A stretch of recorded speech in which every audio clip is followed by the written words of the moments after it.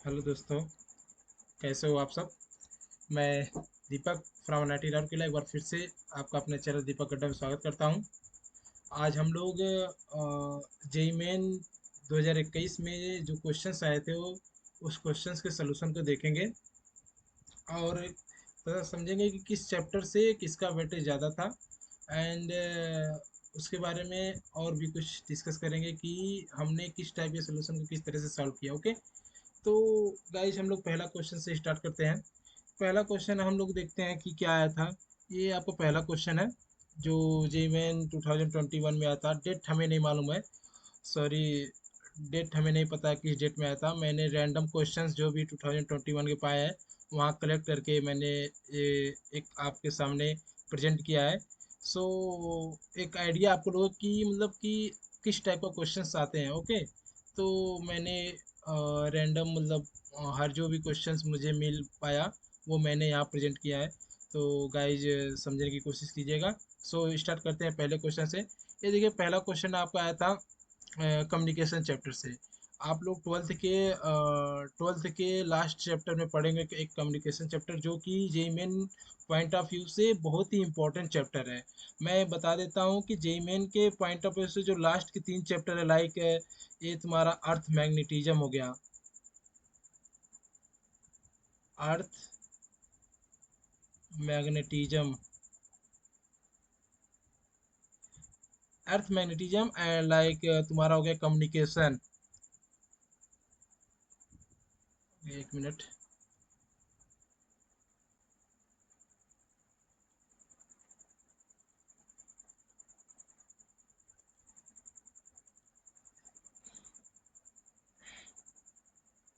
एक तुम्हारा हो गया communication,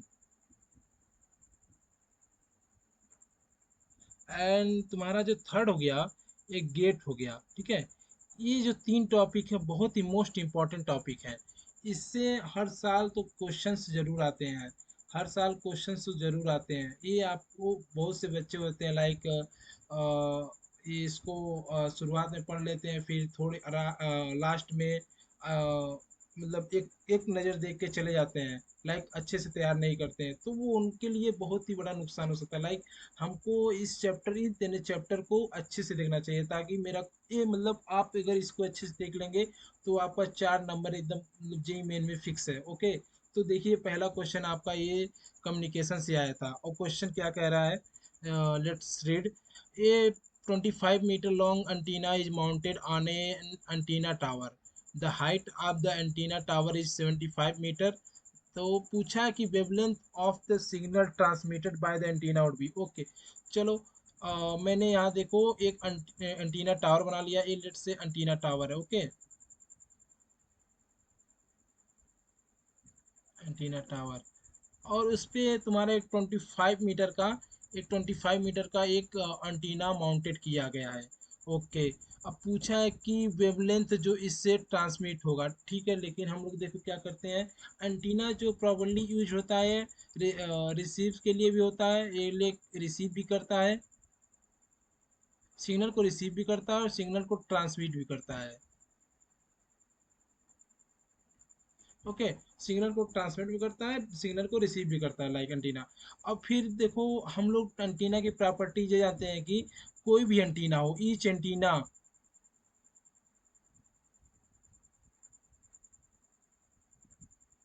antenna should be at least 25 sorry, at least one quart at least height of one quarter of one quarter of wave signal wavelength.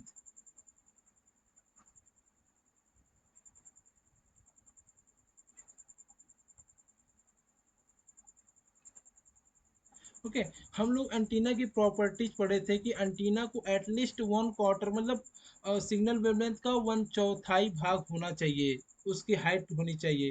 क्यों? ताकि वो सिग्नल टाइम के वेरिएशन नहीं होता, सिग्नल फ्रीक्वेंसी के टाइम वेरिएशन होता है, सिग्नल वेव जो तुम्हारी आती है उसके टाइम का वेरिएशन होता है, उसको अच्छे से सेंस कर सके। ओके, हम इसको इरेज करते हैं लाइक एक सेकेंड। हम लोग ओके, ये हम लोग ये प्रॉपर्टीज हम लोग जान लें कि वो वन सिग्नल वेवलेंथ जो होता है उसको एटलीस्ट 1/4 होना चाहिए, ताकि जो वहाँ से तुम्हारा वेव आ रहा है उसके टाइम के वेरिएशन को अच्छे से वो सेंस कर सके। ये जो तुम्हारा अंटीना होता है ना, ये लाइक जो वेव आते हैं उसके टाइम वेरिएशन होते हैं उसको अच्छे से सेंस करते, इसलिए इसकी हाइट जो होनी चाहिए वो सिग्नल वेवलेंथ का 1/4 होना चाहिए। ठीक है। अब हम लोग इस प्रॉपर्टी से इस क्वेश्चन को आसानी से सॉल्व कर सकते हैं। तो गाइज आपको बस एक प्रॉपर्टी याद रखना था जिससे आप एक क्वेश्चन सॉल्व कर सकते हैं। सो देखा आपने, एक छोटी सी प्रॉपर्टी याद रखने के अलावा आपको 4 नंबर का बेनिफिट मिल गया। अब हम लोग देखो λ/4 इसकी हाइट जान गए, ठीक है। अब इसकी हाइट जान गए λ/4, और हाइट ऑलरेडी क्वेश्चन में दिया है। तो λ/4 = 20, तो लेमडा कितना हो गया तुम्हारा 100 मीटर, तुम्हारा सिग्नल वेवलेंथ का लेमडा, ओके। तो इस तरह हम एक प्रॉपर्टी याद रख के एक इस क्वेश्चन को कितनी आसानी से सॉल्व कर सकते हैं, तो देखा आपने।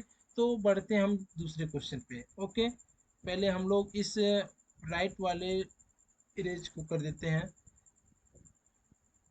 इसको,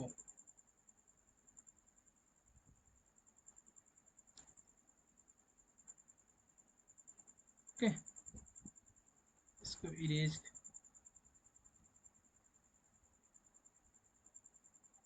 चलो बढ़ते हैं हम लोग दूसरे क्वेश्चन पे।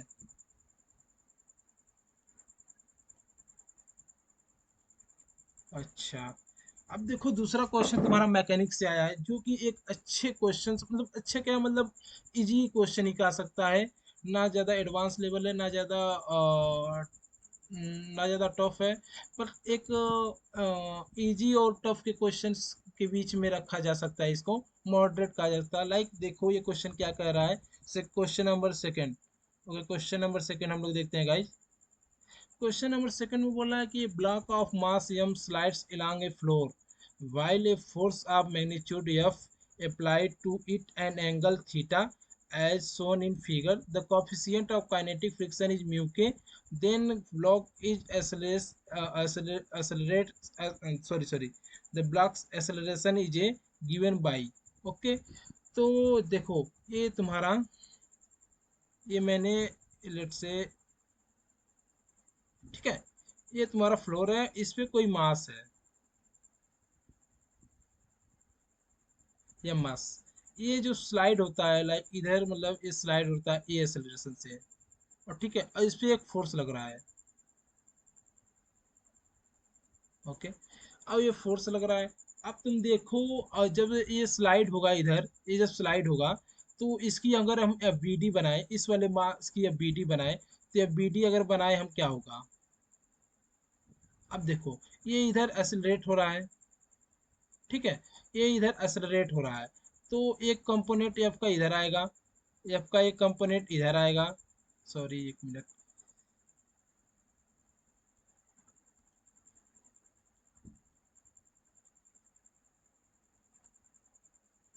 देखो एफ का एक कंपोनेंट इधर आएगा, किधर आएगा, वर्टिकल आएगा, एक कंपोनेंट हॉरिजॉन्टल आएगा। तो हम इसको लेट से, अगर तुम्हारे देखो ए एंगल थीटा दिया है, ए एंगल थीटा दिया है, तो ए एंगल भी तुम्हारा थीटा होगा। तो लेट से अब देखो, ये इधर एफ कॉस थीटा होगा, इधर एफ साइन थीटा, यहाँ हम लिख देते हैं। इधर क्या होगा तुम्हारा एफ साइन थीटा, और इधर तुम्हारा होगा एफ कॉस थीटा, ओके। ये तुम्हारा एफ कॉस थीटा होगा, इधर साइन थीटा। अब तुम देखो एक्सेलरेशन इधर है, तो तुम्हारा फ्रिक्शन किधर काम करेगा, फ्रिक्शन इधर काम करेगा, और रिलेटिव मोशन को अपोज करेगा, तो इधर काम करेगा, तो लेट से एफ एस, और ठीक है, ये ग्राउंड है, तो ग्राउंड पे किधर काम कर देगा, इधर, ओके।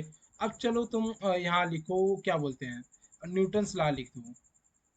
पहले न्यूटन्स लॉ लिख दो। न्यूटन्स लॉ तुम्हारा क्या होगा, F cos theta minus F S equal to M A. अब तुम्हें एक्सेलरेशन निकालना है, ठीक है। अब देखो मैंने गाइस एक्सेलरेशन यहाँ निकाला है, ओके। लेट से आगे बढ़ते हैं, एक्सेलरेशन मैंने कहाँ निकाला है, नेक्स्ट पेज पे, ओके। देखो यहाँ मैंने एफ बी डी बनाई है इसकी, यहाँ मैंने इसकी एफ बी डी बनाई है, देखो ये तुम्हारा एसलेशन आगे जा रहा है, एक एसलेशन आगे, यानी एसलेशन इधर है।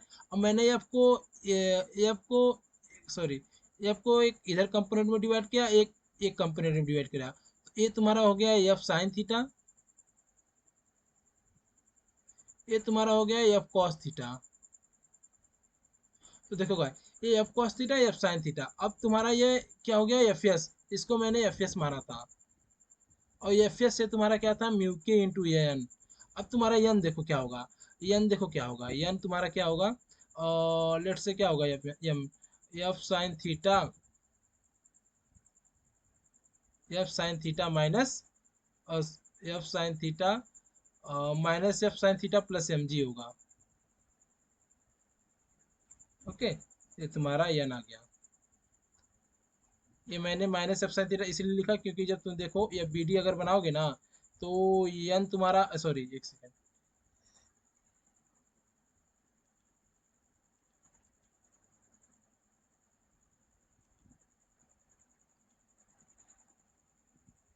अगर तुम इसका बी डी बनाओगे लेट से ऐसे, तो एन तुम्हारा ऐसे काम करेगा। और एक एफ साइन थीटा ऑलरेडी है, और एम जी तुम्हारा ऐसे काम करेगा। अब तुम देख लो इक्वेशन, ये इक्वेशन देख लो, N equal to minus F sine theta plus M G. अब तुम्हारा देखो एन की वैल्यू क्या आ गई, ये आ गई, मैंने देखो यहाँ लिखा also F cos theta mu के। अब देखो जिधर एक्सेलेरेशन होगा उधर मैंने न्यूटन्स लॉ लिख दिया, यहाँ न्यूटन्स लॉ लिख दिया, सेकंड लॉ। ओके, अब तुम देखो इक्वेशन वन को इक्वेशन टू को पुट करोगे, ये तुम्हारी ए की वैल्यू आ जाएगी, ये तुम्हारा यानी option A, option A is correct. Okay, चलो तुम्हारा क्वेश्चन नंबर थर्ड देखते हैं।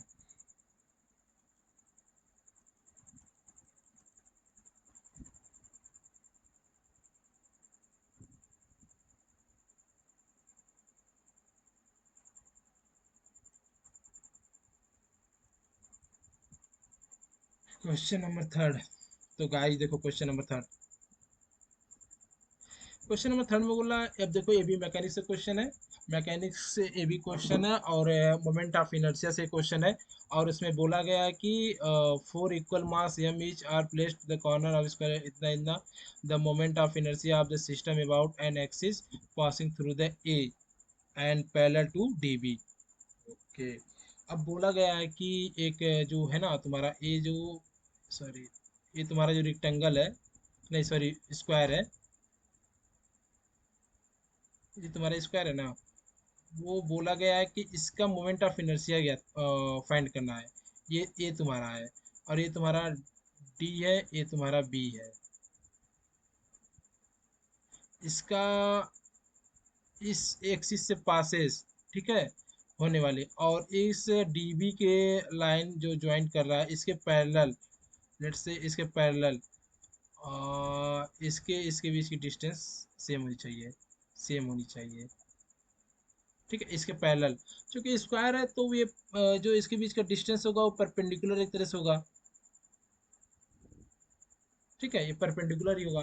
तो ये बोला है कि इस एक्सिस के मतलब आई ए ए हमें फाइंड करना है, क्या होगा,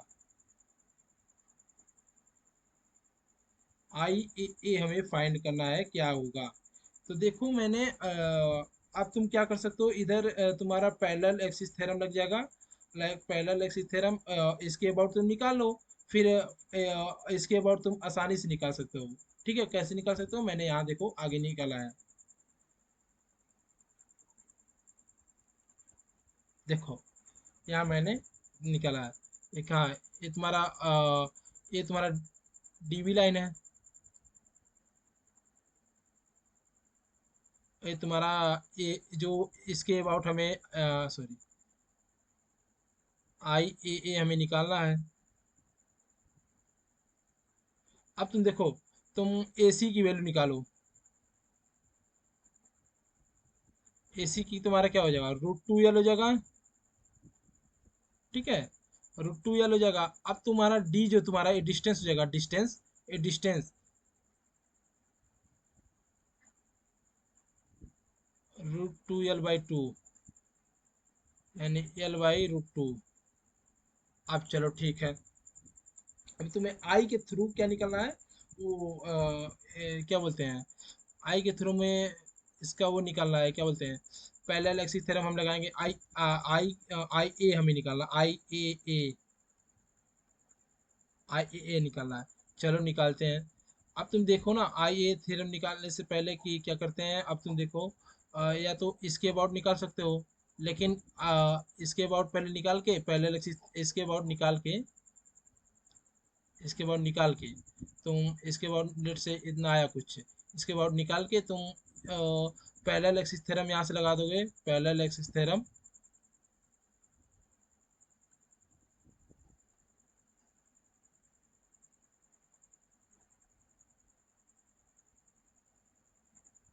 पैरेलल एक्सिस थ्योरम लगा दोगे तब भी आ जाएगा लेट से, और आई ए। अब तुम देखो ये परपेंडिकुलर डिस्टेंस इससे भी मालूम है, इससे भी मालूम है, इससे भी मालूम है, तो परपेंडिकुलर डिस्टेंस भी निकालो तब भी तुम्हारा जाएगा। तो क्या आ जाएगा, यम L/√2 का होल स्क्वायर प्लस यम L/√2 का होल स्क्वायर अब प्लस यम। अब तुम देखो इस वाले यम की डिस्टेंस क्या है, कहाँ गया, इस वाले यम की डिस्टेंस क्या है, इस वाले यम की डिस्टेंस ये है, तो डी स्क्वायर यानी √2। एक मिनट यार,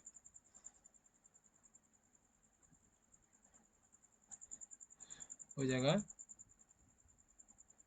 क्या हो जाएगा तुम्हारा, √2l का होल स्क्वायर, √2l का होल स्क्वायर है 2ml स्क्वायर।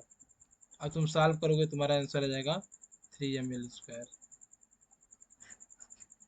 ओके, तो इस टाइप के क्वेश्चन, मतलब इतना इजी क्वेश्चंस आपके मैकेनिक्स से उठा के दे सकते हैं।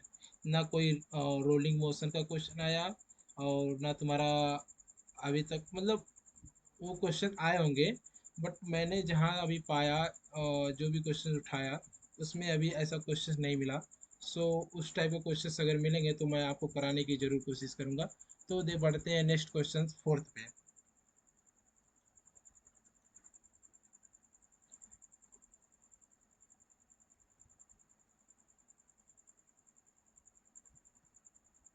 ओके गाइस,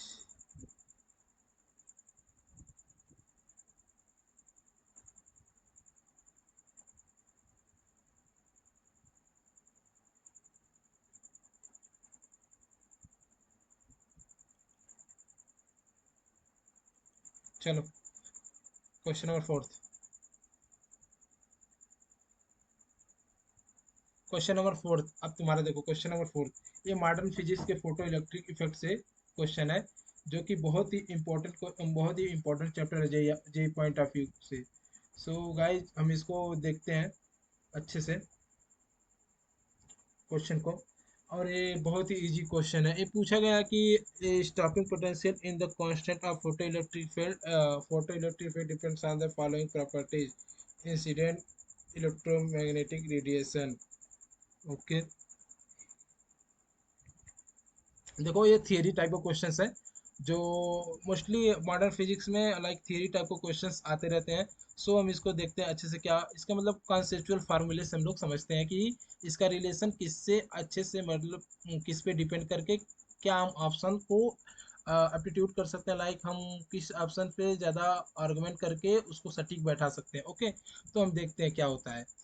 तो देखो, एक the stopping potential in the constant of the photo electric effect depends on the following property of incident electromagnetic radiation. ये पूछा गया है कि स्टॉपिंग पोटेंशियल जो होता है, वो फोटो इलेक्ट्रिक का जो इक्वेशन होता है वो depends on the property of the incident. तो बोलता है कि जो तुम्हारा इलेक्ट्रोमैग्नेटिक रेडिएशन इंसिडेंट होता है, मतलब लाइक किसी सरफेस पे, देखो देखो ये क्या होता है, ये सरफेस है, इसमें तुम्हारा इलेक्ट्रोमैग्नेटिक रेडिएशन इंसिडेंट होता है। तो इससे क्या तुम्हारा होता है कि फोटॉन यहाँ से, फोटॉन एब्जॉर्ब होते हैं, फोटॉन एब्जॉर्ब होते हैं और इलेक्ट्रॉन यहाँ से तुम्हारा इमिट होता है।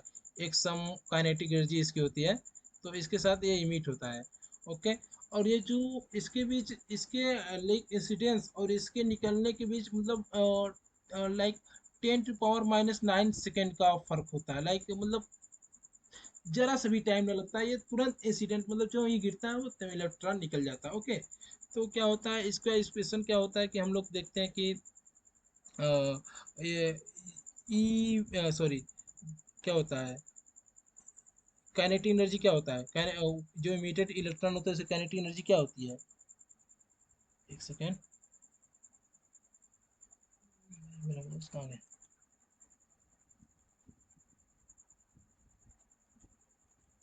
इसकी काइनेटिक एनर्जी क्या होती है?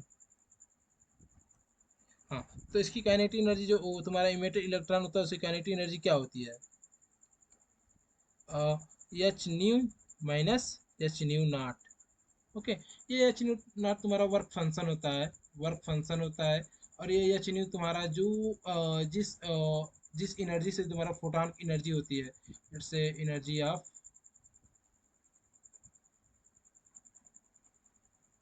Photon, energy of photon. तो देखो क्या होता है कि ना, कैनेटिक, अब मान लीजिए चलो इलेक्ट्रॉन है, ये तुम्हारा कैथोड है, ये तुम्हारा एनोड है, लेट्स से ये कैथोड है, ये तुम्हारा एनोड है। तो इलेक्ट्रॉन क्या होता है कि अगर मान के चलो ये पॉजिटिव पॉजिटिव होता है, तो जो ही मतलब इस पे गिरता है ना, इस पे लाइट गिरता है, तो इलेक्ट्रॉन ऐसे जाता है, इलेक्ट्रॉन। तो ये मतलब से अगर देखो ये पॉजिटिव है, ये निगेटिव है, तो इलेक्ट्रिक फील्ड किधर होगी? इलेक्ट्रिक फील्ड किधर होगी तुम्हारी? पॉजिटिव टू निगेटिव होगी। और फोर्स किधर लगेगा? इलेक्ट्रॉन है तो फोर्स इस पे लगेगा। तो एक वो क्या बोलते हैं ऐसे मतलब जहाँ वो जाएगी, लेट से यहाँ इसकी वेलोसिटी जीरो हो गई, वेलोसिटी जीरो हो गई, तो मैक्सिमम पोटेंशियल, वो मैक्सिमम पोटेंशियल हम क्या दे सकते हैं कि वो सीधे एनोड से जाके जस्ट टकरा सके। लेट से हम यहाँ कैथोड है या कैथोड है एनोड है, तो इलेक्ट्रॉन को हम वो मैक्सिमम पोटेंशियल क्या दें, लेट से ये पोटेंशियल क्या दें, लेट से पोटेंशियल क्या दें कि वो जाके जस्ट यहाँ टकरा सके। जस्ट टकराने का मतलब यहाँ वेलोसिटी जीरो हो जा रही है, तो क्या होगा? ईवी, ईवी इजकल टू के ई नॉट।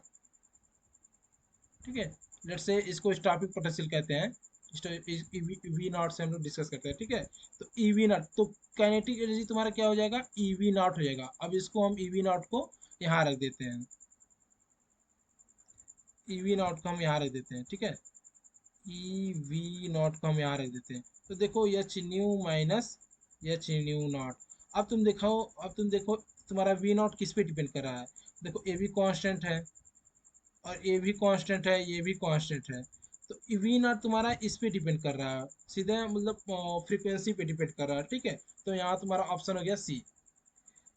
तो देखा आपने मतलब लाइक ये बहुत ही सिंपल क्वेश्चंस है, मतलब लाइक मतलब अगर 11th 12th का बच्चा मतलब बोर्ड वाला भी होगा वो भी अच्छे से कर देगा, लाइक कहीं से भी पढ़ा वो बोर्ड कहीं से भी किया हो, तो एक बस पढ़ा होगा तो अच्छे से कर देगा, लाइक अच्छा बच्चा रहना चाहिए, लाइक घूमने वाला होगा तो कोई बात ही लगा। तो देखते हैं नेक्स्ट क्वेश्चन। चलो, इसको, ये ऐसा क्वेश्चन है कि बच्चे अक्सर करके इसको इग्नोर मारते हैं, like error, error measurement, unit dimension, error measurement, ये बच्चे अक्सर करके इग्नोर मारते हैं। और इग्नोर मारते हैं, कहते हैं ना, जो जिस चैप्टर को तुम इग्नोर मारेगा वो पक्का जेईई में तुम्हें इग्नोर मार देगा। तो देखते हैं क्वेश्चन, बहुत ही अच्छा क्वेश्चन है, वर्नियर कैलिपर से आया है। अच्छा क्या है, मतलब एक बेसिक कॉन्सेप्ट है वर्नियर कैलिपर्स का, अगर आप जानते रहेंगे तो अच्छे से कर देंगे। बस लिस्ट काउंट्स का, लिस्ट काउंट का आपको फार्मूला याद रखना चाहिए। ठीक है, ये पूछा है कि यहाँ देखो क्या बोला है, one main scale division of a vernier callipers is a centimetre. ठीक है, बोला गया है कि इस वर्नियर वर्नियर कैलिपर जो तुम्हारा क्या बोलते हैं, वर्नियर कैलिपर्स का तुम्हारा जो वो है, vernier calliper, one main scale vernier division of vernier callipers ये सेंटीमीटर है। ठीक है, तुम्हारा वर्नियर कैलिपर वन डिवीजन जो है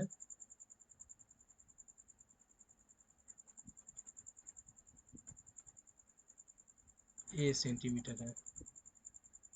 अब बोल रहा है nth डिवीजन, और मतलब nth डिवीजन मतलब N vernier scale division equal to कौन साइड होता है? N minus one division of main scale division. ठीक है, N V H D equal to one N minus one M H D. तो देखो क्या होता है कि लिस्ट काउंट का फार्मूला क्या होता है, लिस्ट काउंट का फार्मूला था one M H D minus one V H D. ठीक है। अब तुमको 1 MHD तुम्हारा MHD है,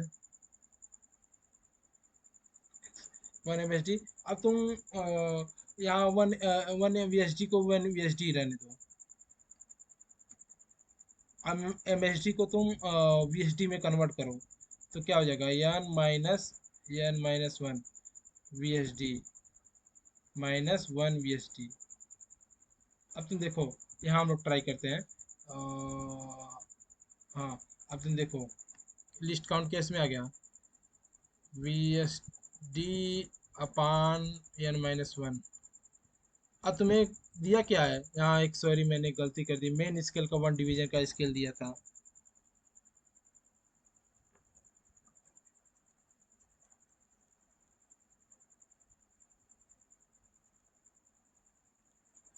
यहाँ तुम्हारा मेन स्केल का डिवीजन का स्केल दिया था, मेन स्केल का डिवीजन दिया था। अब तुम्हारा मेन स्केल का 1 डिवीजन, अब तुमको चूंकि यहाँ VHD है, one one real scale division का स्केल है, तो VHD को हम MHD में कन्वर्ट करने के लिए यहाँ से देखो, यहाँ से हम ले सकते हैं। यहाँ से सीधे हम यहाँ कहाँ जाएंगे, यहाँ सीधे हम यहाँ जाएंगे। अब लिखो यहाँ से क्या लिख सकते हो, VHD को कन्वर्ट करो, और VHD को कन्वर्ट करोगे तो बचा आ जाएगा तुम्हारा MHD अपान n। ठीक है, MHD अपान n। और MHD एक MHD का स्केल के कितना है, ये सेंटीमीटर है, ये सेंटीमीटर बाई n। और इसको मिलीमीटर में बदलना है, 1 सेंटीमीटर पर 10 मिलीमीटर, 10 A/n मिलीमीटर। तो ये तुम्हारा देखो बी ऑप्शन तुम्हारा आ गया, B option is right answer, B option is right answer. तो देखा है दोस्तों, ये बहुत ही सिंपल क्वेश्चन है, बहुत ही लाइक, अगर 9th 10th के बच्चे होंगे ना तो भी इसको सॉल्व कर देंगे अच्छे से, वो बर्नियर स्केल का ऑप्शन अगर कॉन्सेप्ट अच्छे टीचर से पढ़ेंगे तो 9th 10th के बच्चे इसे आसानी से सॉल्व कर सकते हैं। तो ऐसे ऐसे क्वेश्चंस जेईई मेन में आए थे कि आप आसानी से सॉल्व कर सकते हैं। फिजिक्स में आप 99 परसेंटाइल आराम से ला सकते हैं। तो देखा दोस्तों, ऐसे क्वेश्चंस आए, मैंने 5 क्वेश्चन अभी तक ट्राई किया है। आपको ऐसा कभी नहीं फील आया होगा कि हाँ क्वेश्चंस मतलब मॉडरेट भी नहीं आए थे, मतलब बिजी आए थे। तो देखते हैं नेक्स्ट क्वेश्चन। नेक्स्ट क्वेश्चन में क्या कर रहा है तुम्हारा 6 नंबर क्वेश्चन, देखो।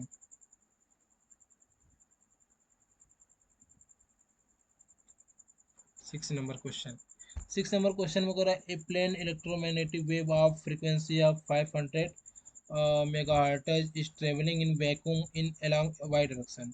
ओके,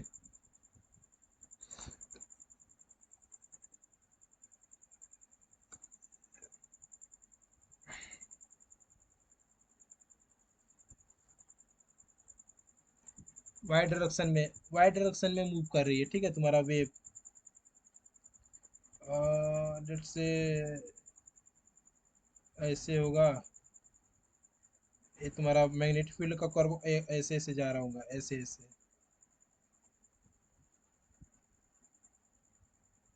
ऐसे ऐसे प्रोपेगेट कर रही होगी। ये तुम्हारा वाई डायरेक्शन में तुम्हारा इलेक्ट्रोमैग्नेटिव वेव तुम्हारा प्रोपेगेट कर रही होगी वाई डायरेक्शन में। ओके,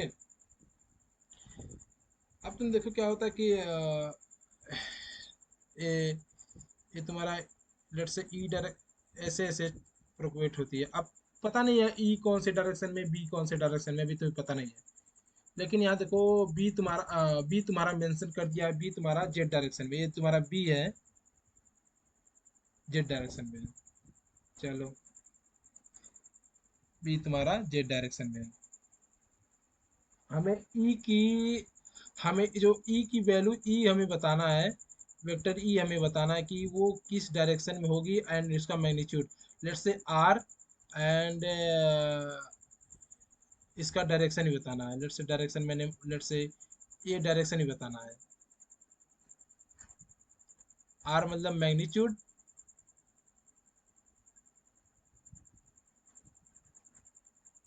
और ये डायरेक्शन है, डायरेक्शन तुम्हारा क्या होगा हमें बताना है, मैग्नीट्यूड और डायरेक्शन दोनों बताना है। अब तुम देखो ना कि क्या होता है कि, अब तुम देखो यहाँ, जो तुम्हारा वो क्या बोलते हैं, तुम पढ़े होगे फार्मूला इलेक्ट्रोमैग्नेटिक में कि ई अपान बी इक्वल टू सी।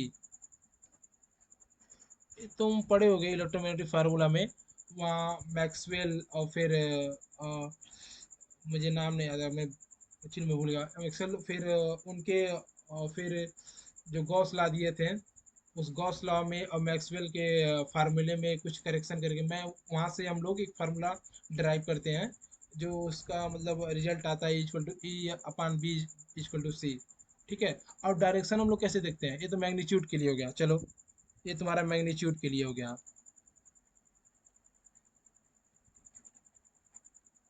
पर डायरेक्शन के लिए क्या देखते हैं, डायरेक्शन के लिए क्या होता है, डायरेक्शन के लिए क्या होता है, ई क्रॉस बी। अब तुम्हारा जो इलेक्ट्रोमैग्नेटिक होता है ना, इलेक्ट्रोमैग्नेटिक वेव, इसके मतलब ई क्रॉस बी के डायरेक्शन में चलता है। लेट से अगर मान के चलो ई, ई तुम्हारा इधर है, बी तुम्हारा इधर है, ई वेक्टर इधर है, बी इधर है, तो क्या होगा, ई क्रॉस बी, ई क्रॉस बी यानी ऐसे डायरेक्शन में तुम्हारा चलेगा इलेक्ट्रोमैग्नेटिक वेव।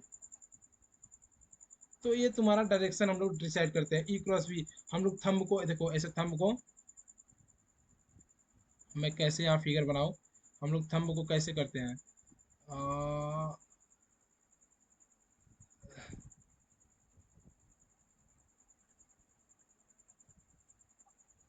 ऐसे ऐसे, सॉरी सॉरी,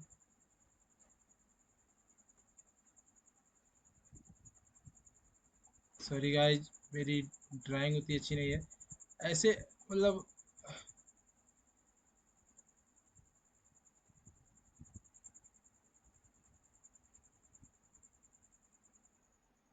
इस साइड में ये तुम्हारा जो होता है इलेक्ट्रोमैग्नेटिक वेव का डायरेक्शन होता है, ये तुम्हारा इलेक्ट्रोमैग्नेटिक वेव का डायरेक्शन होता है। हम लोग फिगर को ऐसे घुमाते हैं, फिंगर को ऐसे घुमाते हैं, लाइक इधर इस तरफ, राइट वाले फिंगर को इस तरफ घुमाते हैं, एंटी क्लॉकवाइज, एंटी क्लॉकवाइज घुमाते हैं। और फिर जो थंब का डायरेक्शन आता है, जो थंब का डायरेक्शन आता है, वही तुम्हारा इलेक्ट्रोमैग्नेटिक का डायरेक्शन होता है। ये जो थंब का डायरेक्शन आता है ना, ये डायरेक्शन,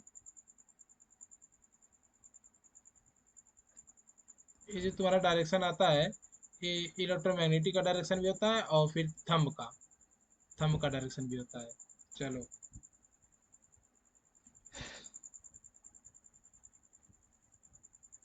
चलो इसको इरेज करते हैं, और फिर हम लोग डायरेक्शन और मैग्नीट्यूड कैसे निकालते हैं, इस फार्म क्वेश्चन को कैसे सॉल्व करते हैं इन दोनों फार्मूला के हेल्प से, लेट्स सी। तो मैग्नीट्यूड हो गया, मैग्नीट्यूड से हम लोग क्या निकालते हैं, ई की वैल्यू निकालते हैं, ई बाई बी,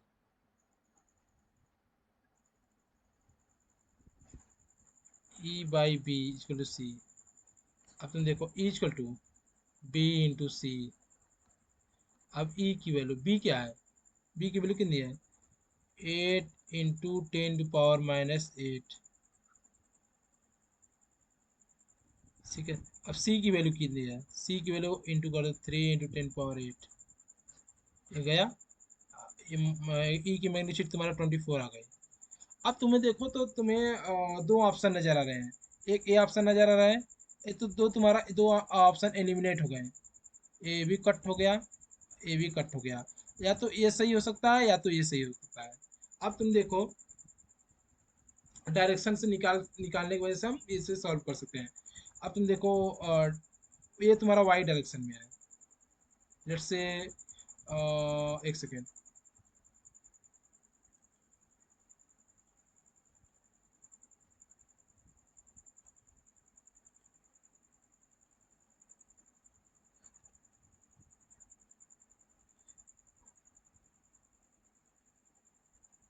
हाँ,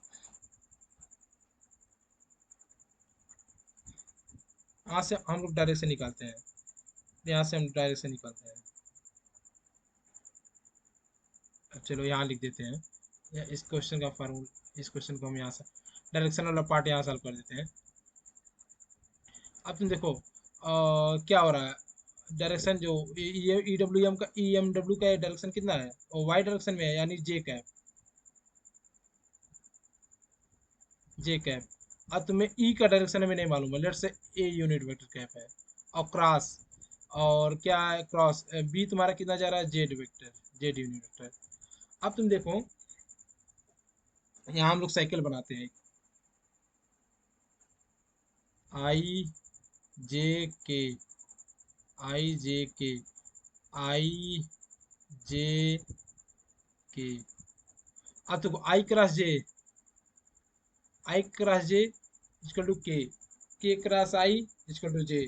अब तुम्हें जे लाना है। अब तुम्हें लेट्स जे की वैल्यू हम क्या सकते हैं, जेड की वैल्यू हम के ले लेते हैं। जेड की हम लोग डायरेक्शन, जो यूनिट डायरेक्शन होता है जे का, हम क्या लेते हैं, ए,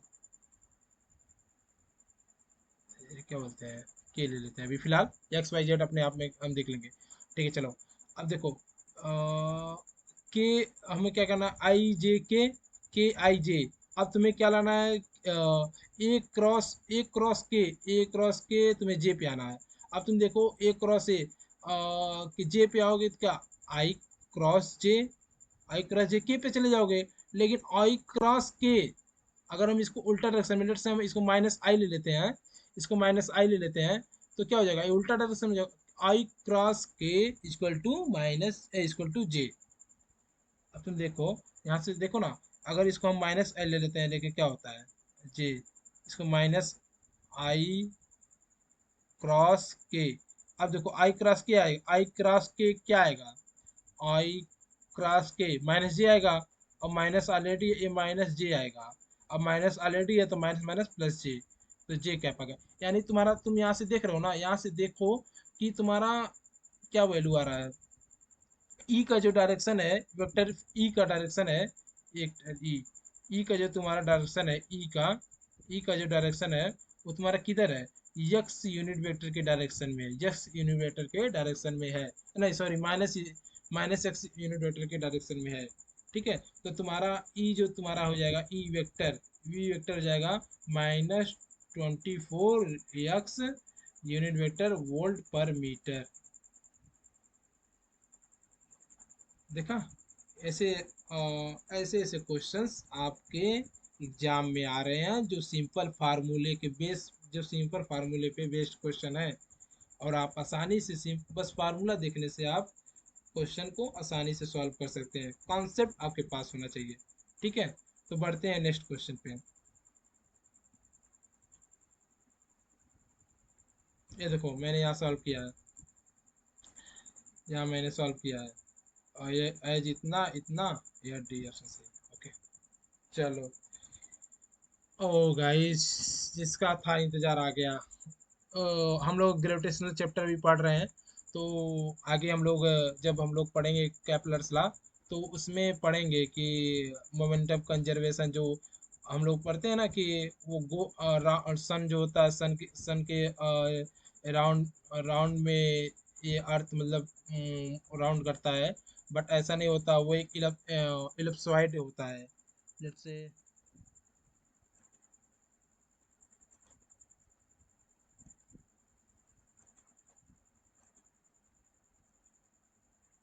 वो ऐसा होता नहीं है, हम लोग बोलते हैं ना, सन सन ऐसा है तो अर्थ भी ऐसा राउंड करता है, बट ऐसा होता नहीं है, दिस इज रॉन्ग। ये सन ऐसा कहीं एक फोकस होता है, लाइक इलिप्सॉइड हम इसको मानते हैं, sun as a act as a focus. और ये तुम्हारा कोई भी प्लेनेट है, वो ऐसे ऐसे मूव करता है, ऐसे ऐसे, ऐसे ऐसे मूव करता है। ठीक है, अब तुम देखो, यहाँ हम लोग मोमेंटम कंजर्व लेते हैं, जब हम लोग फार्मूला पढ़ेंगे कैपिटल ला, तो लेट से अगर ये डिस्टेंस r1 है, और लेट से ये डिस्टेंस r2 है, तो क्या पढ़ते हैं, मोमेंटम कंजर्व होता है, जो angular, sorry, angular momentum conserve conserve होता है, एंगुलर मोमेंट कंजर्व होता है। ठीक है, मतलब जितना यहाँ वो गेन करेगा उतना यहाँ रिड्यूस करेगा, लेकिन मतलब जितना यहाँ ज़्यादा होगा उतना यहाँ कम होगा। लेट से ये देखो, यहाँ यहाँ यहाँ क्या होता है कि तुम्हारा R1 कम है, तो यहाँ स्पीड क्या होता है, बहुत ज़्यादा होता है स्पीड। अब तो यहाँ R2 ज़्यादा है ना, R2 ज़्यादा है, तो यहाँ स्पीड मतलब लेस होता है, लेस होता है। ठीक है, यहाँ स्पीड लेस होता है। तो हम लोग वही फार्मूला लगाते हैं। यहाँ पूछा गया सेवन्थ, क्वेश्चन नंबर सेवन्थ जो बोला है, the maximum and minimum distance of a comet from the sun और इतना इतना, if the speed of the comet and nearest point. अब देखो इतना इजी क्वेश्चंस कहाँ आएगा भाई, सीधे फार्मूले पे परोस के दे रहा तुम्हें। भाई लो बस तुम्हें खाना है। चलो लगाते हैं बिना किसी देरी के। M1 V1 R1 M2 V2। अब तुम्हें यहाँ क्रॉस मल्टीप्लिकेशन की भी जरूरत नहीं है, सीधे 90 डिग्री पे वो बोला है। सीधे नियरेस्ट और जो तुम्हारा नियरेस्ट पॉइंट है और जो तुम्हारा कमिट पॉइंट है उससे मतलब डिस्टेंस दिया है, तो तुम्हें कोई भी क्रॉस मल्टीप्लिकेशन की नीड नहीं है। ओके चलो लगाते हैं। और एक ही प्लेनेट है तो उसका मास सेम होगा था, M1 इजकल टू M2 है। तो M1 M2 है तो M1 M2 कट गया। सॉरी ये बराबर है, मैं इसको क्यों काट रहा हूँ।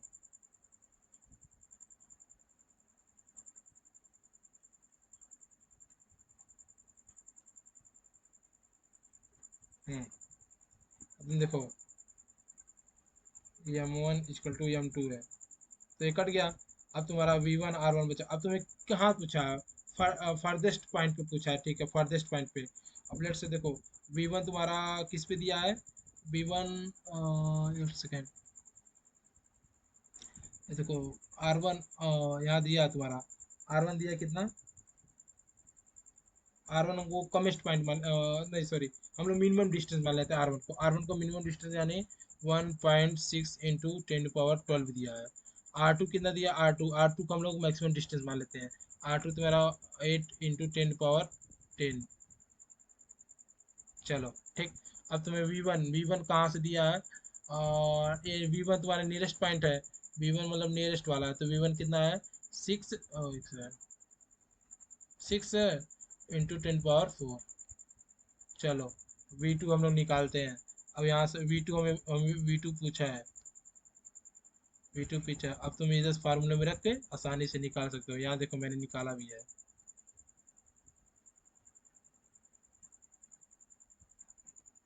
ओके तो यहाँ देखो मैंने निकाला भी है, और ये तुम्हारा अच्छे से तैयार हो गया, ठीक है। Question number 8।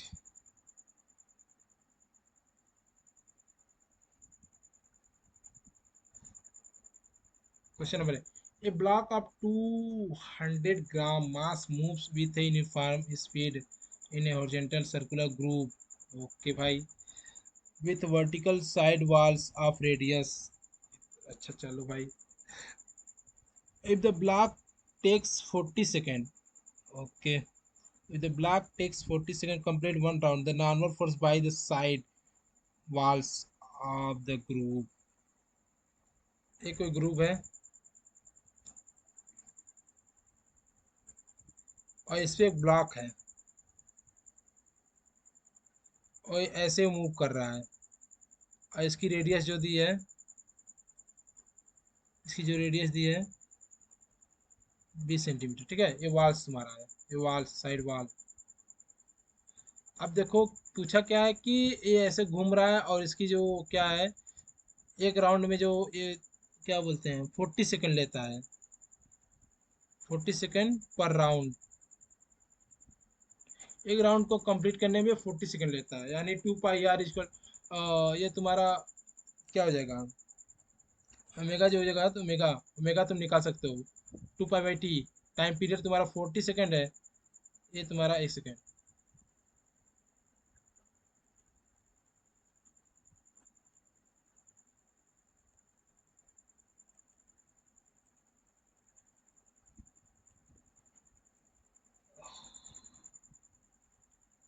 चलो ये तुम्हारा टाइम पीरियड हमको मिल गया, टाइम पीरियड। अब तुम देखो यहाँ से निकालो, टाइम पीरियड मिल गया। टाइम पीरियड यहाँ से क्या निकालते हो, ओमेगा निकाल सकते हो। 2 पाई/T, 2 पाई/T यानी सॉरी टी है, क्या यार मेरे से क्या हो।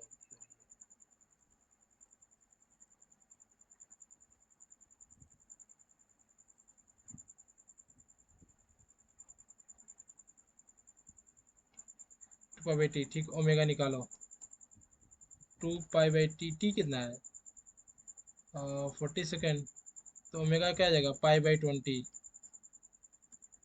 अब तुम देखो, ये तुम्हारा, इसको हम यहाँ ले जाते हैं। अब तुम देखो जो तुम्हारा ये नहीं है, इसको, अब ये तुम साइड वाले है, ऐसे ही घूम रहा है, लेट्स से वी वेलोसिटी से घूम रहा है, ओमेगा नहीं सॉरी, वे ओमेगा एंगुलर वेलोसिटी से घूम रहा है, ओमेगा एंगुलर वेलोसिटी से घूम रहा है। तो क्या बोलते हैं कि मतलब ये जो वाल्स होगा ना, ये वाल्स इस पे जो नॉर्मल फोर्स लगाएगा, ये तुम्हारा सेंट्रीपिटल प्रोवाइड करेगा। लेट्स से अगर मान के चलो ये इस पे घूम रहा है, ये इस पे किस वजह से घूम रहा है, ये जो नॉर्मल फोर्स है वो तुम्हारा कित एक ऐसा फोर्स प्रोवाइड कर रहा है। लेट्स से ये जो तुम्हारा नॉर्मल फोर्स है ना, ये M R omega square provide कर रहा है। लाइक सेंट्रीपिटल फोर्स प्रोवाइड कर रहा है, जिससे ये सर्किल में घूम रहा है, लाइक एक सर्कुलर पाथ में ये ऐसे ऐसे ऐसे ऐसे ऐसे ऐसे ऐसे ऐसे घूम रहा है, एक सर्कुलर पाथ में, ठीक है। तो यहाँ से देखो एन की वैल्यू हम निकाल सकते हैं, एम कितना है, 2 ग्राम यानी 0.2 kg, और आर कितना है, 20 सेंटीमीटर यानी 20 × 10⁻²। ठीक है, और ओमेगा तुम्हारा निकालना, ओमेगा तुम्हारा पाई/r² यानी पाई/r², पाई सॉरी, पाई/t का होल स्क्वायर। तो नहीं सॉरी, पाई/20 का होल स्क्वायर, पाई/20 का होल स्क्वायर यानी पाई/400। अब यहाँ से तुम देखो क्या आ सकता है तुम्हारा, 20 गया, ठीक है। एटलीस्ट तुम्हारा आएगा पाई² मान के चलो 10 आएगा, नियर अबाउट 10 मैं मान लेता हूँ। मैं नियर अबाउट 10। अब तुम्हारा क्या आ जाएगा, 10, और इधर देखो 2/8, 10⁻², तो है ऑलरेडी, और 2, ये अपान 100 हो जाएगा, ये से कटेगा, ठीक है, ये से कटेगा अपान 100। अब तुम्हारा 10 इंटू आ जाएगा, 10 × 10⁻⁴। अब देखो कंपेयर करो कौन 10 के 10 के मतलब 10 के तुम्हारा सबसे नियरेस्ट पॉइंट कौन सा है इसमें से दिख रहा है। अब तो देखो ए भी दिख रहा है और ए भी दिख रहा है, बट यहाँ देखो इस वाले पावर को अगर हम मैच करें तो डी वाला ऑप्शन सही है, डी वाला ऑप्शन सही है। चलो बढ़ते हैं नेक्स्ट क्वेश्चन पे। देखो भाई, एक अच्छा क्वेश्चन आ गया, ये तुम्हारा आरसी सर्किट का एक क्वेश्चन है, एक अच्छा क्वेश्चन मान सकते हैं। चलो नाइन्थ क्वेश्चन देखते हैं। नाइन्थ क्वेश्चन में बोला है कि an RC circuit as shown in the figure is driven by AC source generating a square wave, the output pattern monitor by CRO would look like.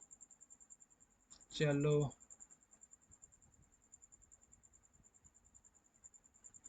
ये तुम्हारा ऐसे से कुछ पैटर्न जाता है,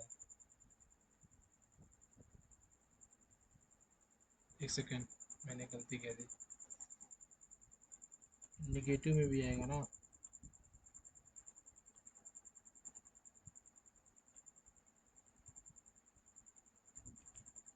हम्म, ऐसे ऐसे ऐसे ऐसे ऐसे ऐसे ऐसे ऐसे। चलो, ये बोलता है कि मतलब लेट से 0 है, t/2 है, t है, 3t/, सॉरी, ये 3t/4 ही है, 3t/4 है, ये फिर t है,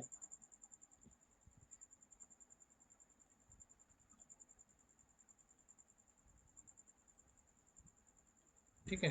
अब हम बोले कि लेट से देखो, अगर इस सर्किट को हम लोग ध्यान से देखें, लेट से अगर हम इस सर्किट को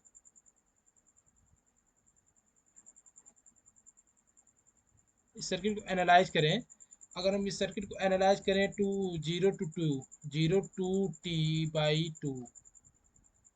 0 to t/2 क्या है, इसका जो पोटेंशियल है, ये है ये जो पोटेंशियल है ये पॉजिटिव है, ये प्लस माइनस है, ये पॉजिटिव है, ठीक है। हम लोग इसको देखते हैं, अगर मान के चलो यहाँ मैंने दिखा है, अगर ये प्लस माइनस है, यहाँ मैं दे सकता 0 to 2, यहाँ मैं लेता हूँ 0 to t/2, 0 to t/2। अब तुम देखो ना, ये जो तुम्हारा बैटरी है वो क्या पॉजिटिव है, निगेटिव है, ये तुम्हारा पॉजिटिव पोटेंशियल पे होगा,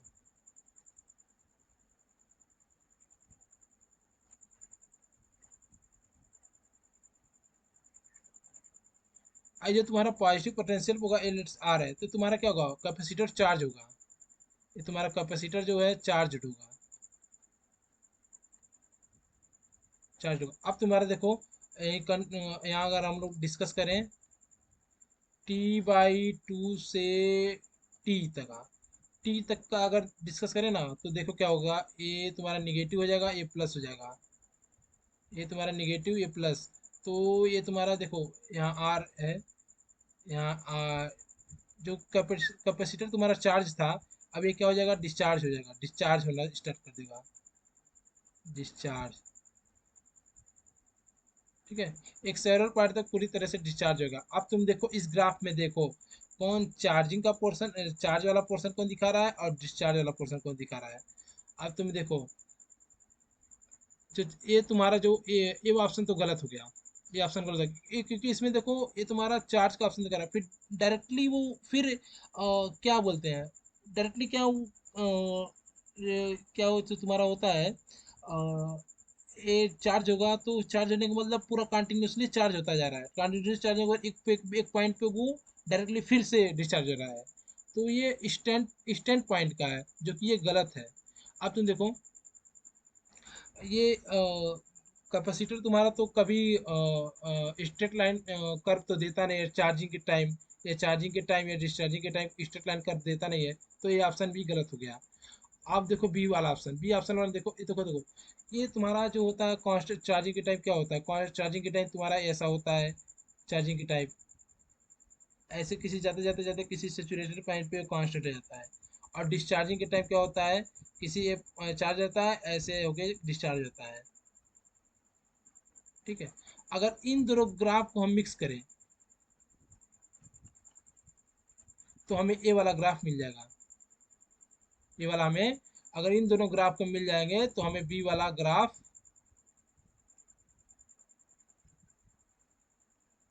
बी वाला ग्राफ हमें मिल जाएगा। तो बी वाला ग्राफ देखो, ये चार्ज हो रहा है,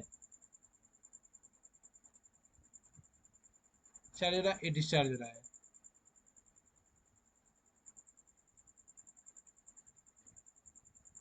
ठीक है, तो इस तरह से हम क्वेश्चन को सॉल्व कर सकते हैं, बस केस वाइज स्टडी करके हम इस क्वेश्चन को आसानी से सॉल्व कर सकते हैं। तो देखा, ये भी एक अच्छा क्वेश्चन था, लाइक मॉडरेट कर सकते हैं, सोचने लायक था, जो आप जो थोड़ा सा दिमाग लगाओगे तो सोच के आसानी से आंसर दे पाओगे। ठीक है, तो बढ़ते हैं नेक्स्ट पेज पे, नेक्स्ट क्वेश्चन के लिए। चलो भाई, यहाँ देखो मैंने यहाँ दिखाया है, चार्जिंग है डिस्चार्जिंग है। ठीक है, यहाँ मैंने इसको दिखाया है, देख लो आप लोग नोट कर लो, ये मैंने दिखाया है। चलो, question number 10, question number 10 thermodynamics है, और बहुत ही सिंपल क्वेश्चन है, लाइक थियरी वाइज क्वेश्चन है। पूछा हीट एंड वर्क्स और इंटेंसिव थर्मोडायनेमिक्स भी एक्सटेंसिव मतलब state variable path function defined function. अब तुम देखो ना, हीट एंड वर्क जो होता है, वर्क क्या होता है तुम्हारा,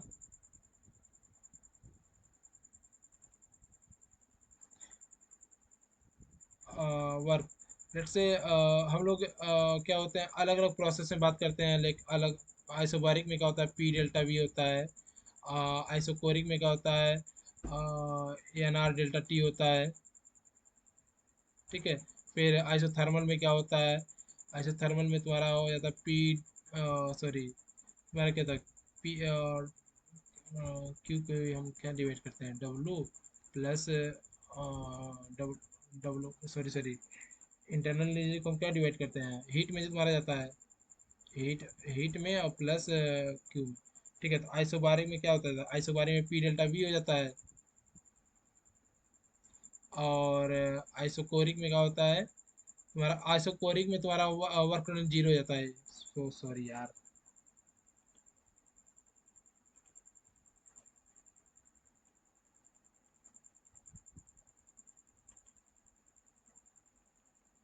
ये तुम्हारा भी गलत है,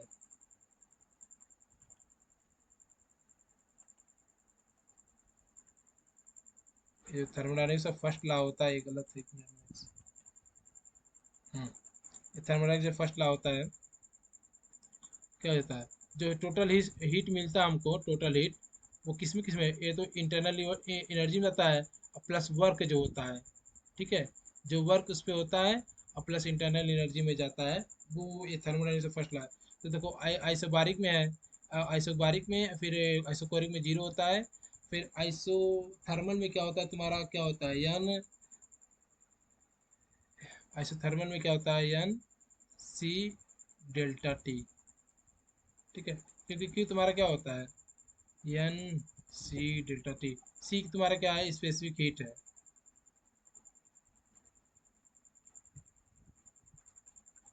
अब आइसोकोरिक हो गया, एडियाबेटिक में क्या होता है, एडियाबेटिक में तुम्हारा क्यू जीरो होता है, एडियाबेटिक में क्या होता है एन आर डेल्टा टी होता है,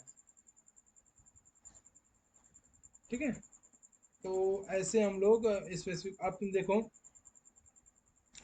किसी भी केस में तुम देख लो डेल्टा वी तुम्हारा क्या होगा, किस पे डिपेंड करेगा, इनिशियल एंड फाइनल पे, इनिशियल एंड फाइनल पे। अब इस पे भी तुम्हारा देखो, इस पे क्या डिपेंड करेगा, इनिशियल एंड फाइनल पे। अब यहाँ भी तुम देख लो डेल्टा टी तुम्हारा क्या डिपेंड करेगा किस पे, इनिशियल एंड,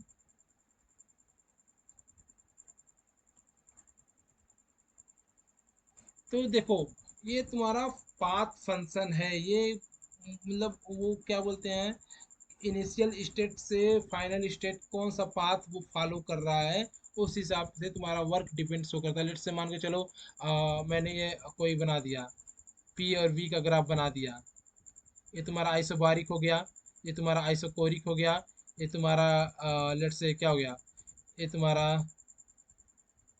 आइसोथर्मल हो गया, ठीक है, ये तुम्हारा आइसोथर्मल हो गया, ये आइसोकोरिक हो गया। अब इसको मैं लेट से ऐसे ऐसे मिला दिया, ठीक है, ऐसे ए है और बी है और सी है। अब तुम देखो इसके द्वारा तुम्हारा वर्क वन डब्लू वन होगा, इसके द्वारा तुम्हारा डब्लू टू होगा, और ये डब्लू टू तुम्हारा जीरो होगा क्योंकि आइसोकोरिक है, और इसके द्वारा डब्लू थ्री होगा। तो तुम्हारा डब्लू वन जो होता है वो कुछ not equal to W two, not equal to W three, ठीक है, लेकिन जो तुम्हारा डब्लू टोटल होता है W one plus W two plus W three, ठीक है। अब तुम देखो आज W one W W two not equal to three, तो ये तुम्हारा क्या है पाथ फंक्शन है, पाथ फंक्शन मतलब किस पाथ पे कौन सी प्रोसेस हो रही है उस हिसाब से तुम्हारा वर्क डिपेंड करता है। And heat also depends on the path function, क्योंकि हीट भी मान के चलो लेट से अगर यहाँ हीट जनरेटर यू वन है, लेट से यहाँ यू टू है, लेट से यहाँ यू थ्री है, तो तो यहाँ U one equal not equal to U two, not equal to U three,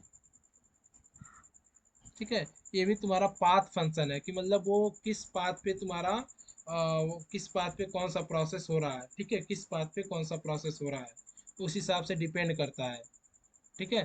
चलो हम लोग इसको इरेज करते हैं, फिर नेक्स्ट क्वेश्चन पढ़ते हैं। क्वेश्चन नंबर 11,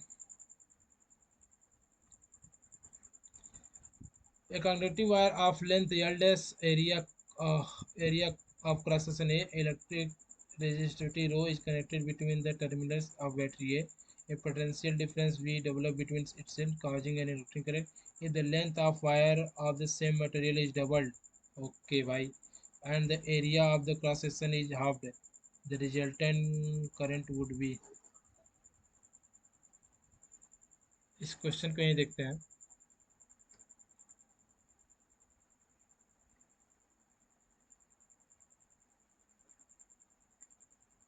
इस क्वेश्चन बोलते हैं कि मतलब आर पहले जो है रो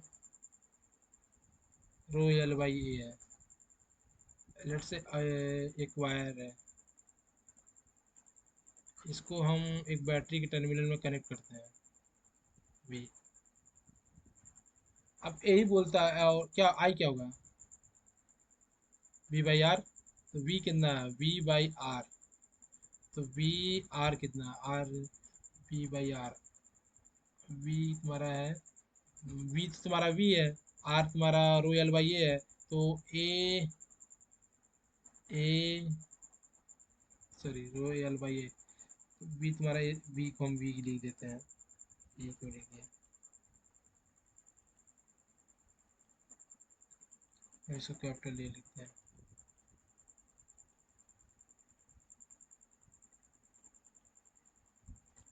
हाँ, तो ये तुम्हारा है वी है, और तुम्हारा ए ऊपर आएगा रोयल। चलो, अब देखो आई डैश क्या होगा। आई डैश, आई डैश जब तुम्हारा एल को क्या बढ़ा दे रहा है, एल को तुम्हारा टू एल कर दिया जा रहा है। एल को टू एल कर दिया जा रहा है, और फिर और some material is doubled and area A dash से तुम्हारा ए को तुम्हारा क्या कर दिया रहा है, ए को तुम्हारा ए बाई टू कर दिया जा रहा है।